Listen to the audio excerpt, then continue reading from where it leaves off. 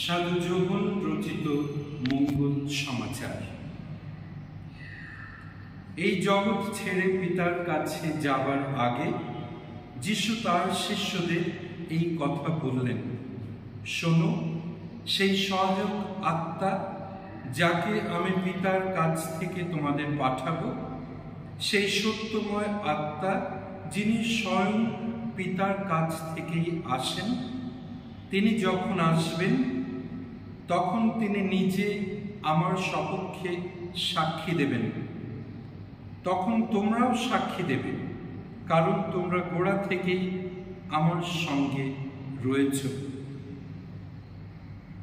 তোমাদের কাছে আমার আরো অনেক কিছু বলার আছে, কিন্তু ওই সব কথা সহ্য করার শক্তি তোমাদের এখন নেই।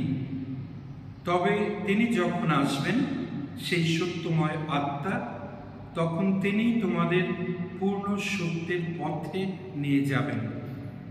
তিনি নিজে থেকে কিছুই বলবেন না, বরং তিনি শুধু তাই বলবেন যা তিনি শুনতে পান, আর ভবিষ্যতে যা যা ঘটবে তাও তিনি তোমাদের জানিয়ে দেবেন। তিনি আমাকে মহিমান্বিত করবেন, কারণ যা আমার নিজেরই কথা, তা থেকেই তার বলার কথা তুলে নিয়ে তিনি তোমাদের তা জানিয়ে দেবেন। যা কিছু পিতার, সবই আমার, আর সেই জন্যই তো আমি বলেছি, যা আমার নিজেরই কথা, তা থেকে তার বলার কথা তুলে নিয়ে তিনি তোমাদের তা জানিয়ে দেবেন।